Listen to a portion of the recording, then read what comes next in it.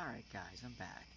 And I remember reading this study, this Swedish study, on trans regret rates and like the suicide rates after transitioning and pre-transitioning. And um, I heard people talk about it and try to justify it as a pro-trans thing. I don't think I finished it because it was so like technical. Like I don't think I knew how to read it correctly. Maybe that was my issue. I'm not sure. So obviously I'm covering Arin Reed because that was on my to-do list in this theme. So I'll probably have to make multiple videos with her because I'm not really sure like which story to specifically read, but this one caught my attention because I remember making a video about this and I think I flubbed it. So alright, with that rant out of the way, let's go. Debunked. The Swedish study doesn't say what anti-trans activists claim it says. In many hearings, lately anti-trans activists have brought up, quote, the Swedish study to claim that trans people have 19 times percent higher suicide rates. This is a myth not supported by the study or the author. In recent months, many anti-trans activists, Republicans, and witnesses have cited a, quote, Swedish study alleging that transgender individuals face a 19 times higher suicide rate after receiving gender-affirming care. Dr. Jennifer Barwins mentioned this study in a congressional hearing on gender-affirming care recently. Chloe Cole, a political detransitioner, referred to the study in lawsuit against Kaiser Permanente. Even Elon Musk cited the study, suggesting he would, quote, actively lobby to criminalize gender affirming care for transgender youth, end quote. The issue for the Swedish study doesn't support any of these claims. It uses data from several decades ago, a period when transgender people faced heightened abuse rates, to make a statement about that time period. Moreover, the study doesn't discuss or observe the impact of gender-affirming care on suicidality, contrary to what these opponents suggest. Typically, when anti-trans activists refer to, quote, the Swedish study, they are citing a 2011 study done by a research team led by Dr. Cecilia Dejene, a medical research doctor specialized in gender identity. The study looked at 324 transgender people who had received sex assignment surgery between the years of 1973 and 2003. The purpose of the study was to analyze all-cause mortality among patient population historically in order to assess transgender health in that time period. Specifically, the study says that it does not, quote, address whether sex reassignment is an effective treatment or not. Importantly, the study does not compare transgender people who receive gender-affirming care with transgender people who do not receive gender-affirming care. Instead, it compares transgender people who receiving who did not. Instead, it compares transgender people who receive care with general population of cis people. This is purposeful, at the point of the study was to evaluate the unique health risks of post-op transgender people. Again, the study makes no evaluation of the risks or effectiveness of gender-affirming care. The study recorded high rates of all-cause mortality and elevated suicide rates between there was a bug on my screen. Between 1973 and 2003. Such findings are consistent with the challenges faced by the transgender community during this period. Discrimination against transgender individuals was rampant. The AIDS HIV epidemic disproportionately affected the community. While the gay rights movement made significant strides, transgender rights often lagged far behind. Past standards of care were extremely restrictive, mandating dozens of very costly therapy sessions. Access to hormone medication was heavily gatekept. Widespread discrimination was prevalent during this era. Many transgender individuals were compelled to present according to their assigned sex at birth in workplace, schools, and various public spaces. It was a rough period for the transgender community. Seriously.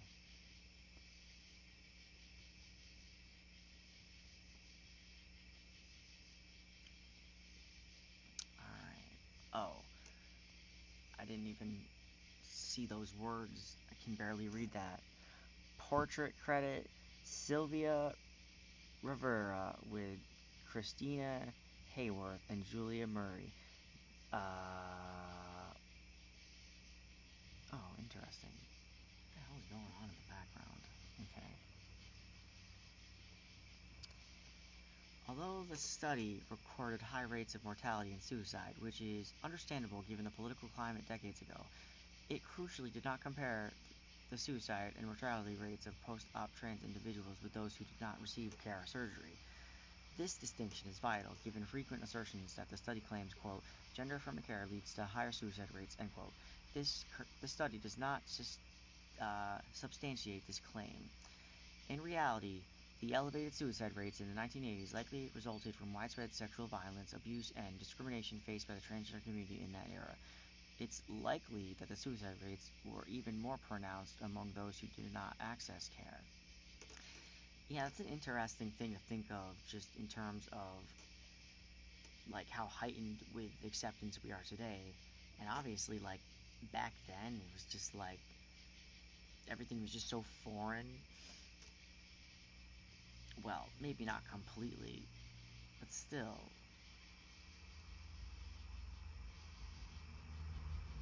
Sorry. You know, even like people that live in your neighborhood and they're out of your house, they're out of their own home for like 2 seconds, and they happen to be like somebody you don't expect in your neighborhood, and you just assume that they don't live there. And even a non-foreigner gets to be called like like you don't belong here, you know? So people have been here all along, and oh man, I had this video which reminds me of this a little bit. Um, Social justice archaeology or something like that. Um, you would have to go back into my video. It's like a really cringy video. I would have to reiterate and try and rephrase what I was talking about back then, because alright, anyways, the author of the study has specifically come out against those who used the study to claim that, quote, gender-affirming care causes suicide, or that, quote, gender-affirming care does not lower suicide rates, end quote. Dr. Dejean, when addressed these misleading interpretations, stated of the study, quote, people who misuse the study always omit the facts that the study clearly states that it is not an elevation of gender dysphoria treatment. If we look at the literature, we find that the several recent studies, wow, I need glasses or something, conclude that WPATH standards of the core care complaint treatment decrease gender dysphoria and improves mental health, end quote. Despite the study not saying what anti-trans activism claims it says, it is still one of the most commonly cited studies used to justify banning gender-affirming care. It has been used in multiple hearings across the United States. The Heritage Foundation has referred to the study to support bans. The Florida AHCA report used to justify banning care in the state likewise leans heavy on the study. Despite this, some anti-trans activists have noted that misusing the study is akin to willful dishonesty. Dr. Lior Sapir, a political scientist from Anti-Trans Manhattan Institute who has advocated against gender-affirming care, called out his colleagues over the misuse of the study. Lior Sapir, Dejean et al., 2011, is to the gender-critical crowd what Tordoff et al., 2022, is to the pro-child sex change crowd. No matter how many times you point out that the study did not find that sex change surgery led to an increase in suicide, this will continue to insist that it did, which goes to show that no side in a political controversy has a monopoly on scientific truth, even if some individuals have much better arguments than others. Damn. Like, I wouldn't even know how to argue this, but yeah, I mean, based on the sociological nature of why people would commit suicide more back then, when crime was heightened, and statistically, to some level, crime has lowered, even with the transgenocide and all these things happening in our world with Nazism. It is a slight dip in the peace that we're seeing lately, but it's also like, in terms of technology, it's more about hacking accounts and ruining people's lives financially than body counts. So it could just be that simple, unfortunately. If World War III doesn't end up being with nukes, it literally is just going to be hacking accounts, dude. There's no question. Alright. Despite this, there are a wealth of studies that show that gender-affirming care does save lives. A recent report from the medical journal, The Lancet, dated July 26, indicates that gender-affirming care is a form of preventive health care. This care is tied to improved quality of life and is vital for the well-being of transgender youth. Multiple studies have found that it leads to positive psychological outcomes and significantly reduces suicidality, with some research noting an impressive 73% drop. The effectiveness of gender-affirming care is bolstered by a compiling of more than 50 papers assembled by Cornell University, each emphasizing its positive effects. In the future, anticipate more frequent references to, quote, the Swedish study, end quote, despite the fact that the study draws from several decades old and doesn't compare the outcomes of those who received gender-affirming care with those who didn't. It has become a predominant source of misinformation. It's vital to be informed about such misinformation, especially as it is employed to support policies that undermine science and potentially transgender individuals globally. Okay. I'm gonna search around now, because I don't really know, honestly. Oh, hey. Man, there's like shit going on in the background still. Like, I don't know what's going on. It's whack. It's like rumbling or something like that. It's really weird. Alright. This should load a little quicker.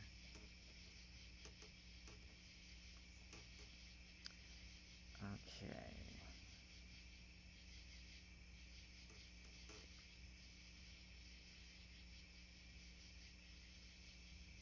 Oh, this seems kind of silly. Conservatives are now blaming science for low trans regret rates, and I assume it's going to take the idea that you can like manipulate data and take a small sample size and claim it's a majority of a population. So I don't know, it might take that angle. The new study was published showing that transgender people who opt for top surgery have very little regret. Conservatives are predictably outraged at the conclusion, going as far as to blame science. A study published last Wednesday in the prestigious medical journal, Journal of American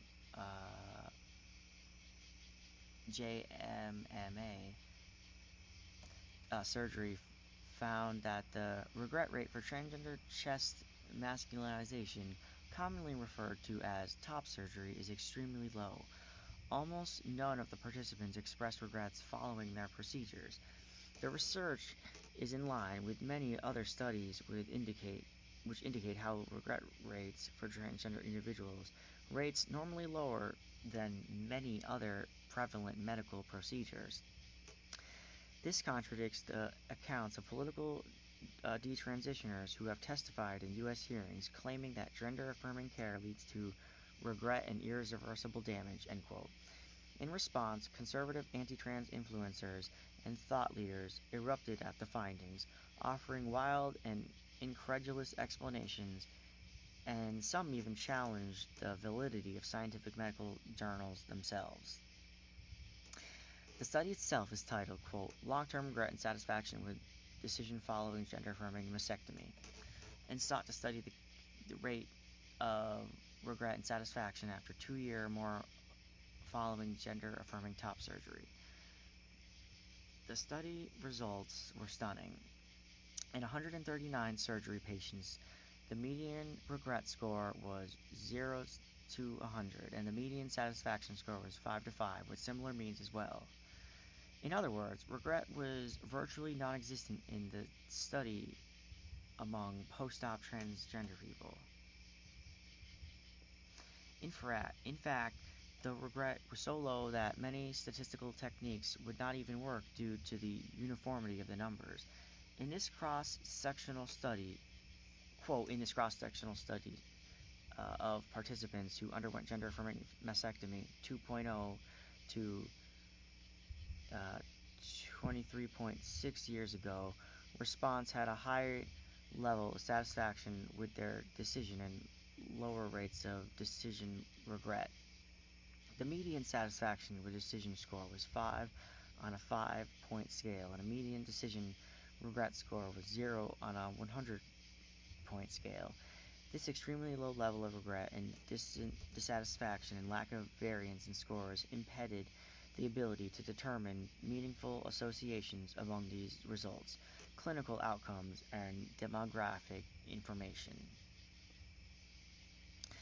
The numbers are in line with many other studies on satisfaction among transgender people. Detransition rates, for instance, have been pegged at somewhere between 1 and 3%, with transgender youth seeming very low detransition rates.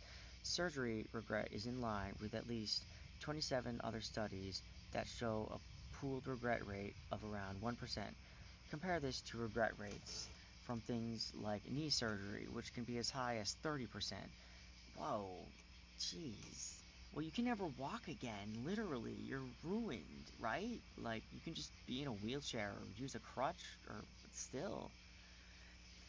Gender-affirming care appears to be extremely well tolerated. Oh, it just won't feel right. You might be able to walk, but it just won't feel like it ever did before. It might not even hurt, right? It'll be weird. That's all I can think. Gender-affirming care appears to be extremely well tolerated, with very low instances of regret when compared to other medically necessary care. Unsurprisingly, the study provoked a significant reaction from conservative circles. Nearly every conservative figure associated with endorsing anti-trans legislation throughout the U.S. offered their perspective on the research. Lior Sapir of the Manhattan Institute, known for advocating against gender-affirming care, seemed to suggest that individuals discontented with their surgeries might not participate in surveys inquiring about potential regrets. Chloe Cole, a political detransitioner, appeared to hint at a similar stance. On Twitter, these reactions were met with widespread jest, with many drawing humorous parallels to how these people might treat Yelp reviews and customer service feedback. Okay. I guess I'm clicking on these. Oh, thank God. Okay.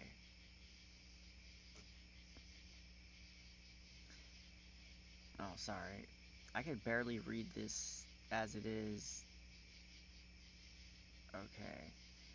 Ah, yes, the known human phenomenon of dissatisfied people not providing feedback, rather than, the people who are happy enough they barely think about it and are often have to get reminded about and beg to respond or review. Yo, I really can't read this. Okay, I can read this though. Breaking. 21 leading experts on pediatric gender medicine from 8 countries have written a letter to the editor. Expressing disagreement.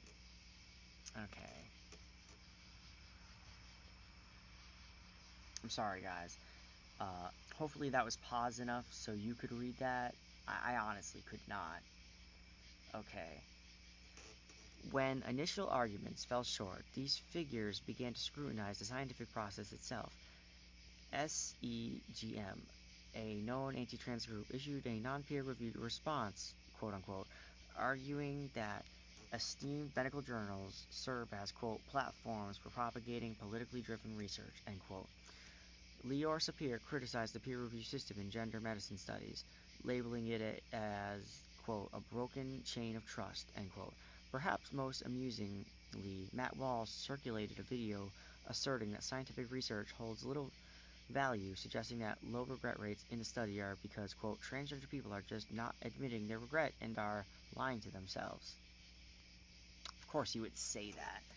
Like, that's all you really can say. There is no way to disprove it, you know, aside from having faith. And for the most part, I mean, I've noticed, you just gotta treat people with love. So,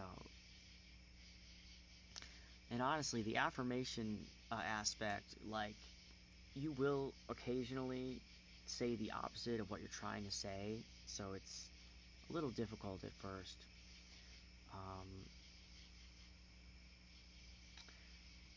I think I'm almost 100% at calling him my husband, so it's really embarrassing admitting that sometimes cis people forget.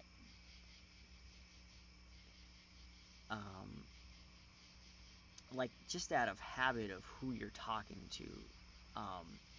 Because I've known